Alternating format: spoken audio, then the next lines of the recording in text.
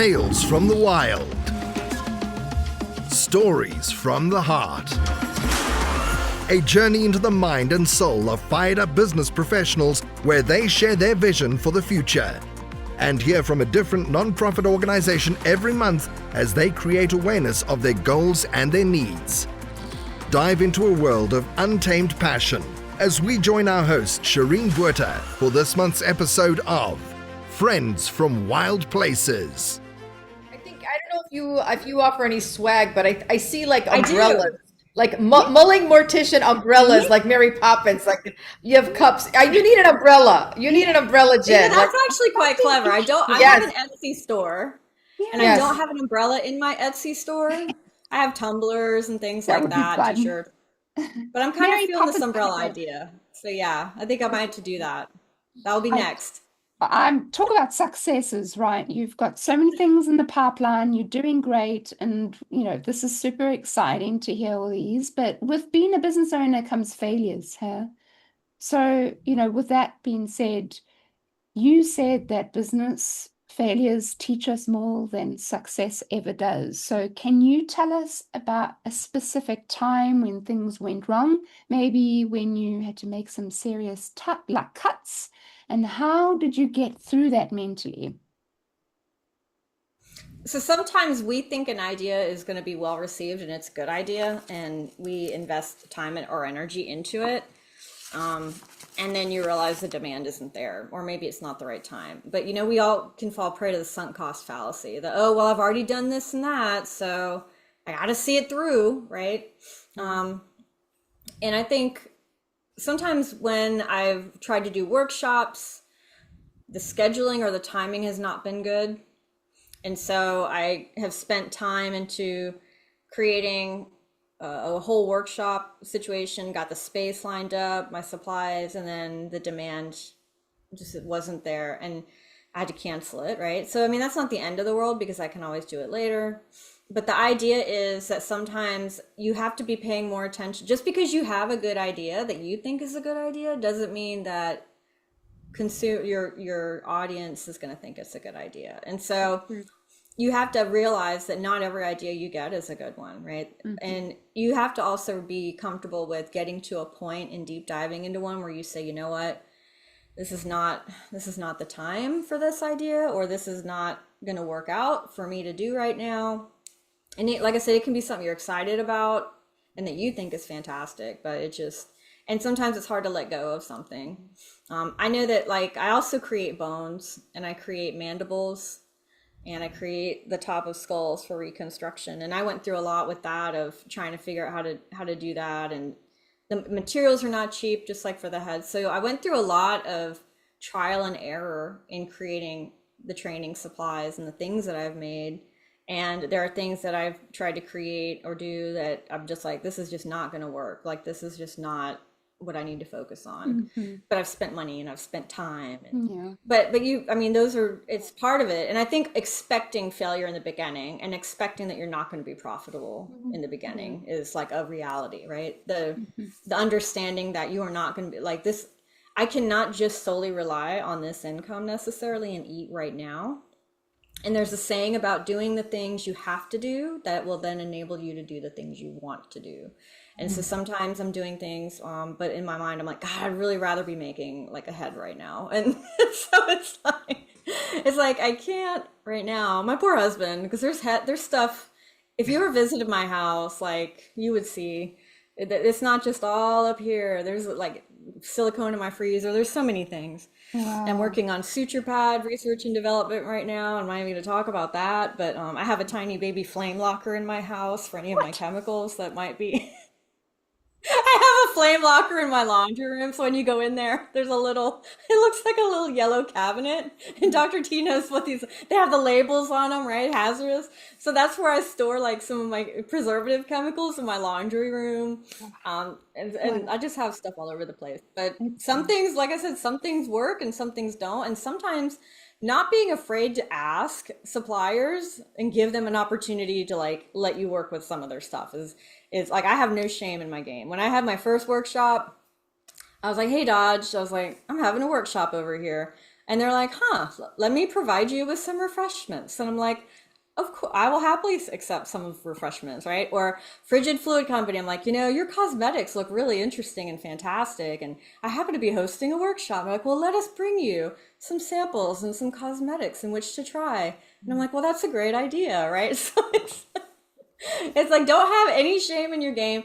I am selective of who I kind of work with when it comes to getting supplies. I do have preferences. And even though I'm in an open relationship with these different companies, we're dating, I'm dating other people. But I think who you do business with is important too, because you're doing business with the people, right? Versus just a company name. And there are companies I will not touch with a 10-foot pole because I do not care for their ethos and the people that run it. And their products may be great, but I'm not going to contribute to their business's growth if they're not good people.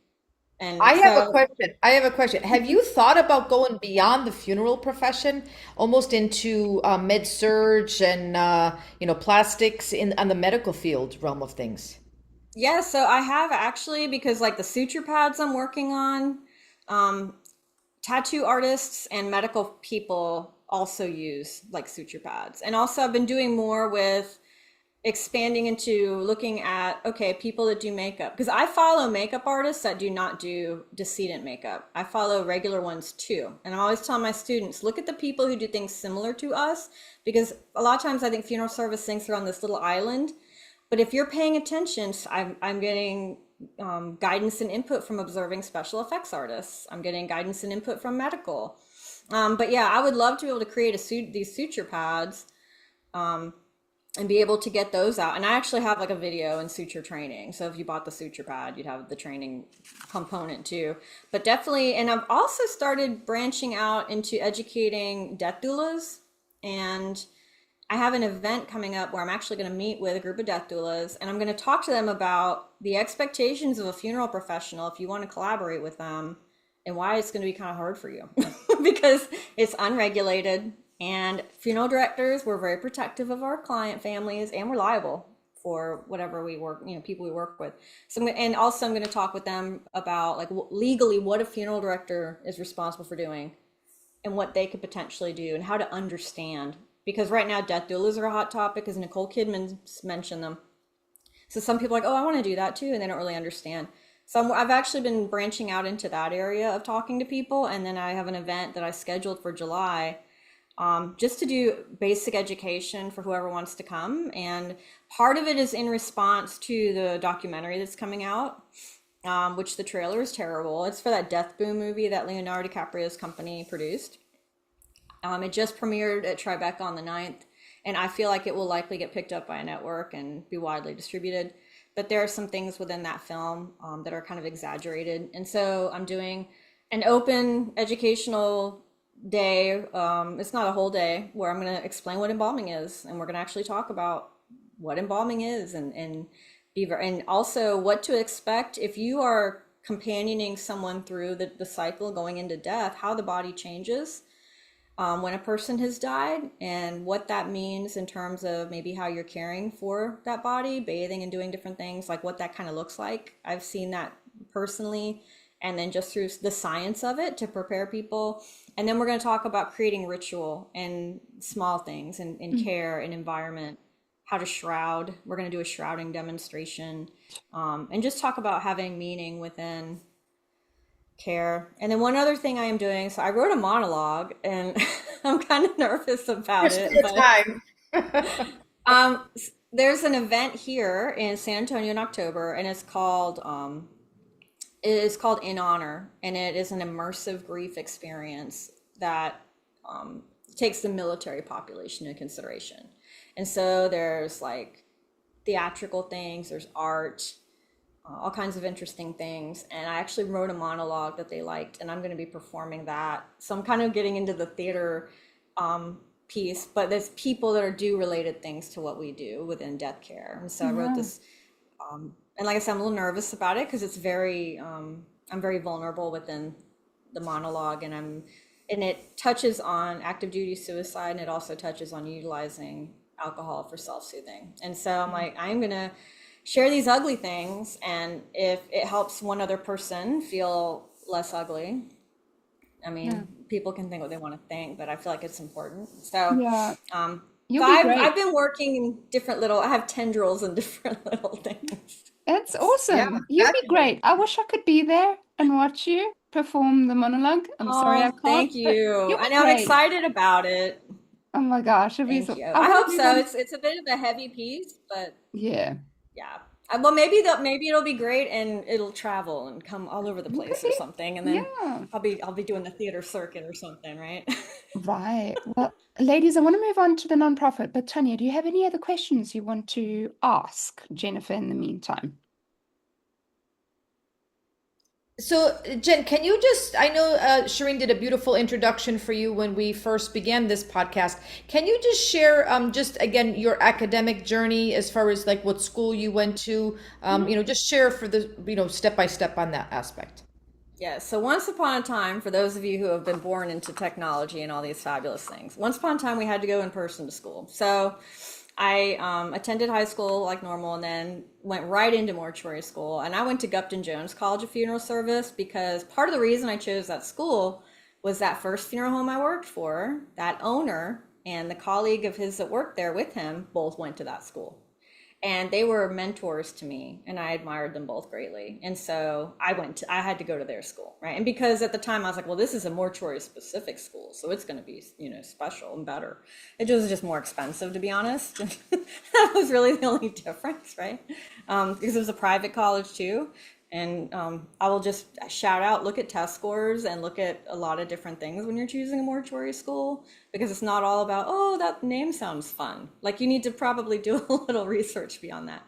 But then I worked on my bachelor's while I was active duty. I did that with American Military University. They do a lot of work with military folks. So I was able to do that while I was in. And then I got my bachelor's done right before I got out of the Navy. And then working on the master's degree, I went to University of Phoenix, and we did have some classroom learning in addition to, things online. So it was a hybrid situation, and it was a lot because I was working full time. Through all of these things, you're working full time, and sometimes it's important to recognize how many classes you should be taking based on the demand. And it's hard sometimes because you have to make money, but then you're also trying to do your academic stuff. And recognizing that is a season where you are going to have to be like just nose to the grindstone in a cave. And when I talked about the season of selfishness, you are saying no to a lot of things when you're in school. And so I got that done, and then I didn't pursue my doctorate right away. And part of that was because I hated statistics. And I still do. It's not my favorite. And so I was like, I'm not going to work on a doctorate because I had to do some statistics for my master's. Well, when I finally just couldn't stop looking at the money on the floor to go to school with, I ended up choosing the University of the Incarnate Word here in San Antonio. And I picked that school because they have a program. They have a PhD, which is the classical dissertation route, which people are familiar with. But then they also had what they call the DBA, which is a doctorate, but it's a little different. And in that DBA program, in lieu of a full dissertation, we had to perform research that got published in academic articles. We had to present research. So I presented mine. I did two types of research. I researched military marital dissatisfaction, and I talked about divorce rates in different branches and factors for that, and deep dove into that. But then I also talked about funeral service as an oligopoly industry business structure. And my mentor professor did not want me to do funeral service research because there wasn't much out there. And she was like, you don't have anything out there. I'm like, well, how does that problem get solved if we don't put more out there, right? So I finally got her to agree to let me do just an oligopoly business comparison, supply, demand, all of that, right? And so I did some research on that, and I was able to present that as well. And then I was able to get my doctorate that way. So that's another thing too. I think there are more options within the educational realm than maybe there were before in terms of seeing value and experience. And I encourage people, it can sound intimidating maybe to go back to school or to pursue a particular degree, but you would be surprised at how there are schools that are kind of like with the moment here, and they're seeing and granting opportunity to use skills you've already you've already grown through real life experience. And so that was, I graduated from University of Incarnate Word in 2018, or not, I'll have to look at my class ring. Okay, 2019. It feels so long ago. It feels so long ago. But yeah. And so I still hate statistics, by the way. And we had to learn coding as well. So I was ready to just put a pen in not one, but both of my eyes during that really painful process of working on my That's degree. amazing. Wow, Very fascinating, cool. fascinating. Yeah. I think we have to almost get you back for a second Yeah, podcast please. We're because running out of time, I ladies. I can wish bring we more could of go on my more. projects. I can bring some more of my, by then I'll have my suture pad R&D completed probably, and I can probably show Listeners, you those. you They're should go and check marinating it behind out. me. So. Yeah, you should see the workshop behind Jennifer's head right now. Oh, it's just very intriguing. We might have to get her back just so we can get some more shows on some more of the heads and products that you've You know created. how the camera will try to follow your face sometimes? There's a setting, I want to say it's in like Google Meet or something, right? Yes. I was doing like a video with meeting with someone, and I have a burn simulation trauma mask in Oh here, no. and it's on a mannequin to help shape it. Right. And out of nowhere, the camera went right, like it tried to get this mannequin head, and the person I was with was like, what is happening? Like, what is Right. Oh so my I have to gosh. make sure now my settings when I go in that it won't try to like, because there are a lot of random heads and stuff around me, and like the camera gets super confused. So I have to go in there and check my settings. Otherwise, you're talking to like a burn mask on a mannequin instead of me, Right. and it just gets awkward. I can I can only imagine. I can only imagine what that looked like. But more on the non-profit, ladies. So this month, listeners, we're going to support Operation Solace. This is an exciting month, and you know we love to support non-profits. So Jennifer, take some time to share with the listeners what is this organization about? What do they do? Where can we support them?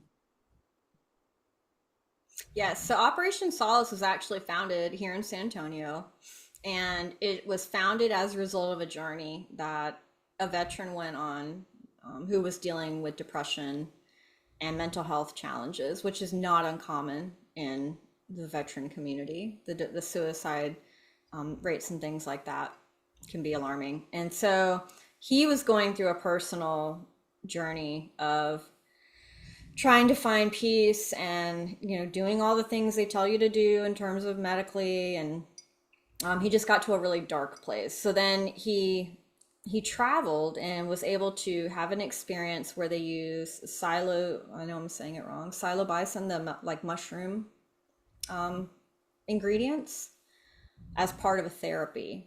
And that changed his life, and it changed the life of his family, who had been supporting this darker version of him. And then he kind of came out of it like renewed. And so Operation Solace, their purpose or their mission is really to help other veterans get access to this type of kind of non-traditional treatment options. And because he felt so strongly about the possibilities, and there's actually research and data where that type of therapy has been used for people that are terminally ill. And there's a lot of, I think Dr. T, you probably heard a lot of, some of the research that's involved in like grieving people and whatnot, by incorporating these other means of treatment, this medicine, if you will. And so that's what Operation Solace is about. They do, in San Antonio, the Day of the Dead is a very big deal here. And they create altars during Day of the Dead that simulate the altars that what you would have in a home, or in different places that have your people that have died, and how you pay homage and respect them. And Operation Solace, for that event, they create, and there's video footage of this, but last year it's called an offeranda. Their offeranda, the founder made dog tags and had like the sea of dog tags hanging at the top, and just all this imagery, and basically honoring the veterans who have died by suicide. And it was very impactful. And his offeranda actually was like the most, it gained the most attention. And so he feels very passionately about this. And then his wife actually does support work, so that if you are with a close person in your life that is needing assistance and undergoing some of those therapies or just change. I mean, it's a change, right? You leave one way and you come back another way. And so in her experiences and the things she's learned and with her background, she's developed a support mechanism so that if you are the family or the, close to that person, how you can best support them and prepare yourself a little bit for what that transition is like. Very cool. Very cool. We'll put those. Thank you so much for sharing that. Thank you for letting me share it. Yeah. Listeners, if you want to go and support, we'll put it in the show notes. Go check it out, learn more about them, and find ways to support them. There are people that really, really, really need some help, and they've been through it. They've seen things that half of us would never ever imagine to have seen, and it's impacted their life for the rest of their life. So they have to deal with that. And so I'm very, very, very happy that we can support this organization in that aspect. But let's get on to some more lightheartedness. Let's play a game, ladies. Let's play a game. What game are we playing, Shireen? What game are we playing today? It's called Word Association Game. Tanya and I have played it. Jennifer, have you played it? I have not. Okay, well, basically, it's word association. So we start with a word and then we go around the room. And basically, you have to come up with a word that's associated with the word that the person said before you. So each place, basically creating a chain of related words. The round can end after a predetermined number of terms, when players run out of the words, or if someone repeats a word or takes too long to respond. So this has got to be quick. All right. Okay. Do we understand? Perfect. Yes. We'll go Shireen, Tanya, and Jennifer, and we'll keep on going. And I will start with the word, and we're going to start with coffin. Coffin is the word of the day. Go, Tanya. Coffin. Okay. Casket. Receptacle. Flowers. It's you now. Marigold. Flower. Oh, you already said flower, didn't you? I will. That's the quickest word association game we've ever had on this show. It's fun though, isn't it? I'm going to blame Zoom because I think there was a pause or something in there. So I don't know if I fully heard that you said flower. So that might have taken a moment. So I'm just going to blame Zoom.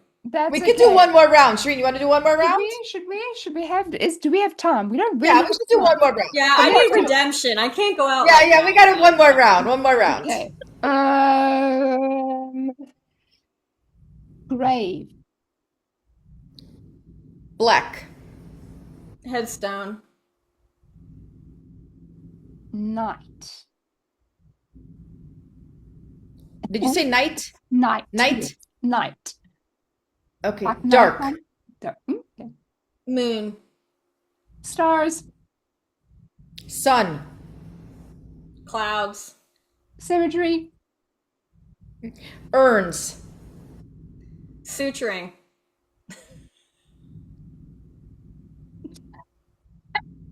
I just said mummy. Did you say surgery, right? Mummy, okay. Can I do a mummy? Can we go for weird? I want to say mummy. Oh, like mummy, not mom, but like mummy. Yeah. Shroud. Egypt.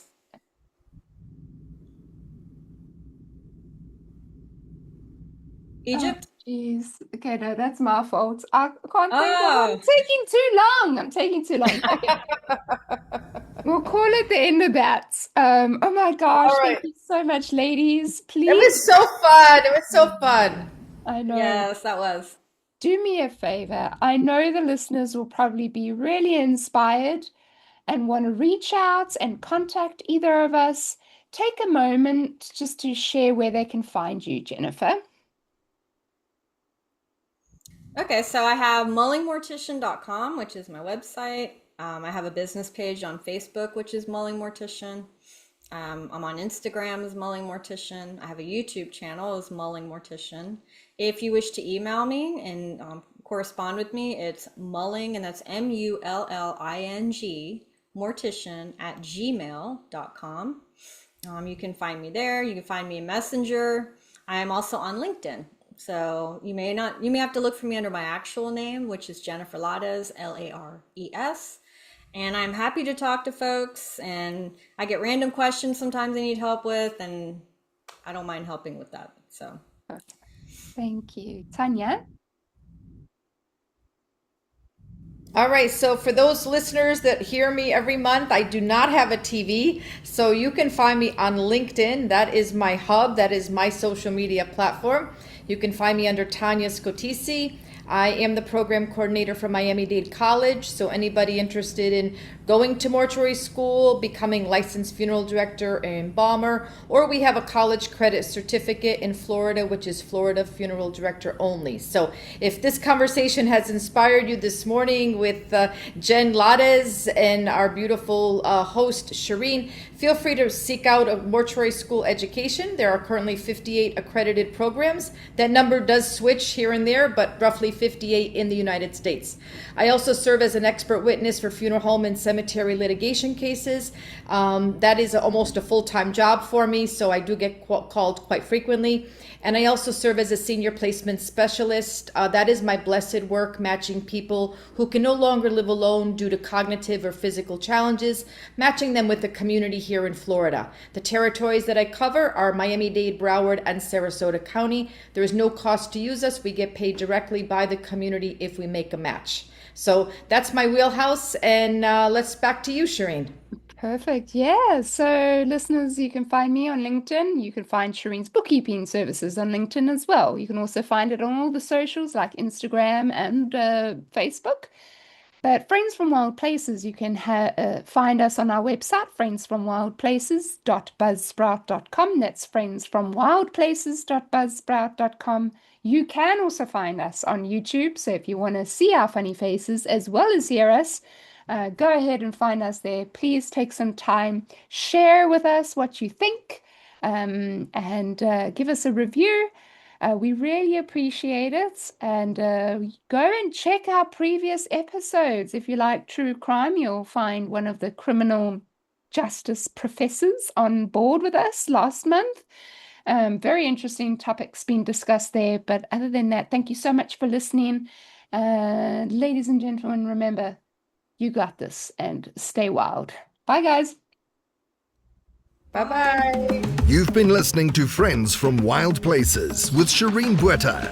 Be sure to subscribe to the podcast from the links to catch every episode and unleash your passion.